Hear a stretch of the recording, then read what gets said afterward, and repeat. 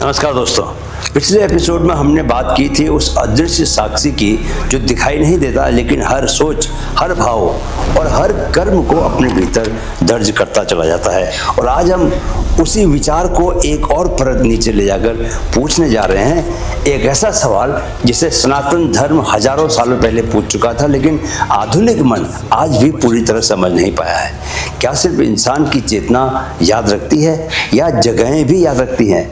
कभी आपने ध्यान दिया है कि कुछ जगहों पर पहुंचते ही मन अपने आप से शांत हो जाता है, सांसें बहुत गहरी हो जाती हैं, आंखें थोड़ी नम सी होने लगती हैं और बिना किसी तर्क के भीतर यह भाव उठता है कि यह जगह बाकी जगहों से एकदम अलग है। और वहीं कुछ दूसरी जगहें ऐसी होती हैं जहां सब कुछ ठीक होने के बावजूद मन भारी लगता है, बेचैनी होती है, नींद उचट जाती है और कारण पूछने पर कोई स्पष्ट जवाब नहीं मिलता। सनातन धर्म इसे संयोग नहीं मानता दोस्तों। वह कहता है कि भूमि केवल मिट्टी नहीं होती, वह चेतना की स्मृति को अपने भीतर सोख लेती है। ठीक वैसे ही जैसे मनुष्य अपने भीतर अनुभवों की छाया लेकर चलता है। इसी विचार को समझने के लिए मैं आपको ले चलता हूँ एक ऐसी जगह पर जहाँ मृत्यु किसी दुर्घटना की तरह नहीं आती, बल्कि एक स्वाभाविक पूर्ण विराम की तरह स्वीकार की जाती है। जहाँ शोक चीखता नहीं बल्कि मौन में पिघल जाता है और जहाँ जलती चिताओं के बीच भी जीवन सबसे गहरे अर्थ में उपस्थित रहता है, मौजूद रहता है। काशी का शमशान, मणिकर्णिका घाट, रात का समय है। गंगा अपने शाश्वत प्रवाह में चुपचाप से बह रही है। हवा में धुएं और चंदन की मिली जुली खुशबू तैर रही है। लकड़ियों की चरमराहट के बीच अग्नि लगातार जल रही है, जैसे समय खुद को बार बार याद दिला रहा हो कि कुछ भी स्थायी नहीं। और चारों तरफ लोग हैं, कोई फूट फूट कर रो रहा है, कोई मंत्र बुदबुदा रहा है, कोई बस चुपचाप बैठ शून्य में देख रहा है।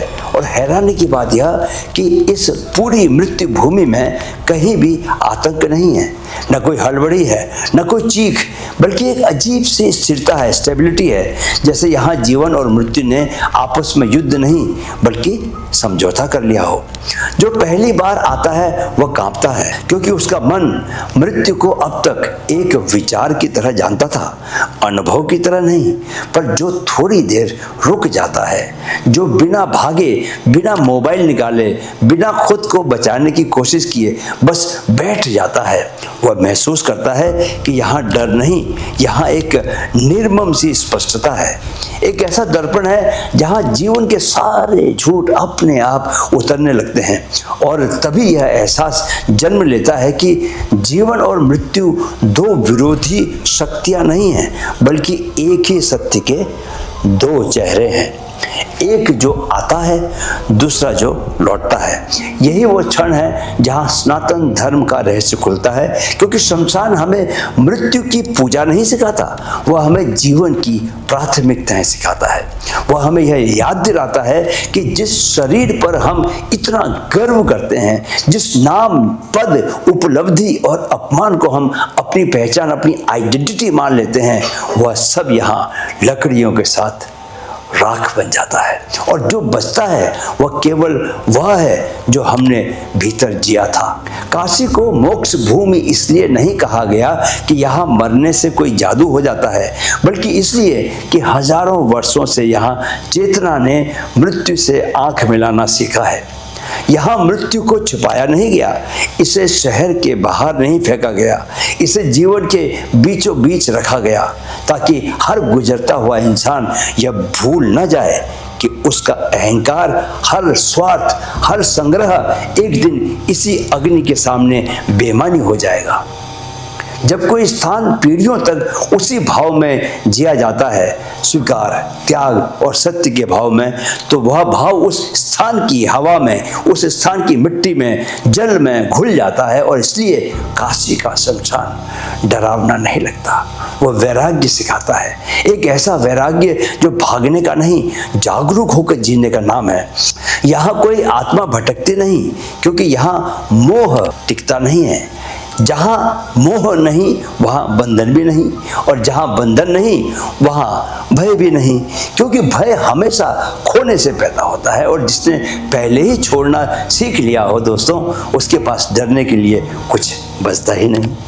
लेकिन असली प्रश्न यह नहीं है कि हम शमशान में क्या महसूस करते हैं, बल्कि असली प्रश्न यह है कि क्या हम उस शमशान वैराग्य को अपने साथ वापस लेकर आते हैं या नहीं।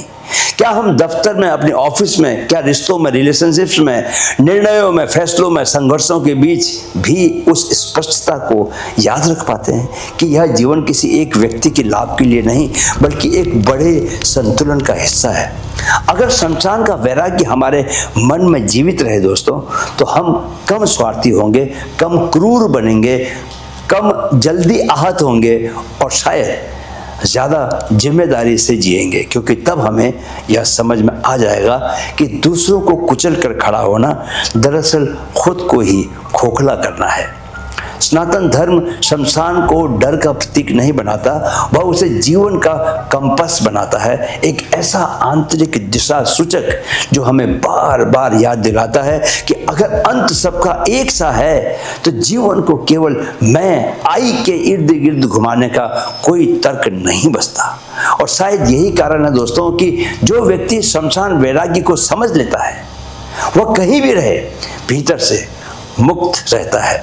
अब इसे अंधविश्वास समझने की भूल बिल्कुल मत कीजिएगा, क्योंकि आधुनिक विज्ञान भी आज यह मानने लगा है कि स्थान यानी कि प्लेस इमोशनल मेमोरी रख सकती हैं, जिसे एनवायरमेंटल साइकोलॉजी में प्लेस मेमोरी कहा जाता है। और ट्रॉमा स्टडीज यह बताती हैं कि युद्ध भूमि, अस्पताल, जेल और शमशान, ये सभी स्थान मनुष्य की कलेक्टिव भावनाओं से चार्ज हो जाते हैं। कार्ल यंग ने जिसे कलेक्टिव अनकॉन्शियस कहा, सनातन धर्म ने उसे बहुत पहले भूमि संस्कार कह दिया था, यानी वह स्मृति जो व्यक्ति की नहीं स्थान की होती है।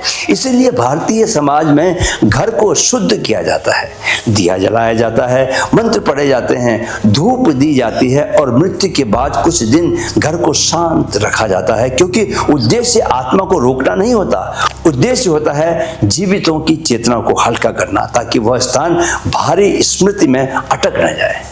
कई बार लोग कहते हैं कि किसी पुराने घर में घुसते ही झगड़े बढ़ जाते हैं, मन उदास रहने लगता है, या बिना कारण के थकान होती है। और सनातन धर्म यहाँ यह नहीं कहता कि कोई आत्मा है, बल्कि यह कहता है कि कभी कभी हम किसी और की अधूरी पीड़ा की तरंग में सांस ले रहे होते हैं। काशी का शमशान हमें यह सिखाता है कि जब किसी स्थान को बार बार सत्य, स्वीकार और वैराग्य में जिया जाता है, तो वह स्थान बोझ नहीं बनता, वह शिक्षक बन जाता है। और शायद यही कारण है कि यहाँ बैठकर मृत्यु की बात करने पर भी जीवन हल्का लगने लगता है। अब एक पल के लिए दोस्तों अपने जीवन पर लौटिए और सोचिए कि आप जिन जगहों पर रोज रहते हैं, जिन कमरों में सोते हैं, जिन दफ्तरों में काम करते हैं, वहाँ आप कौन सी भावनाएं छोड़ रहे हैं? डर, गुस्सा, लालच या शांति? क्योंकि स्थान वही याद रखता है जो आप उसे देते हैं।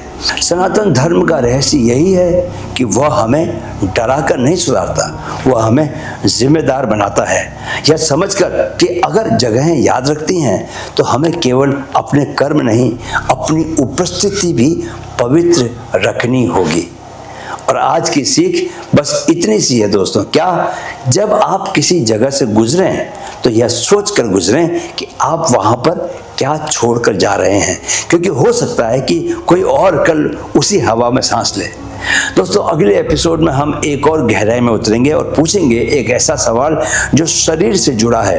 क्या हमारा शरीर भी वह सब याद रखता है जिसे हमारा दिमाग भूल जाना चाहता है? वीडियो अगर पसंद आया हो तो लाइक कीजिए, शेयर कीजिए और चैनल को सब्सक्राइब कीजिए। जय श्री कृष्णा।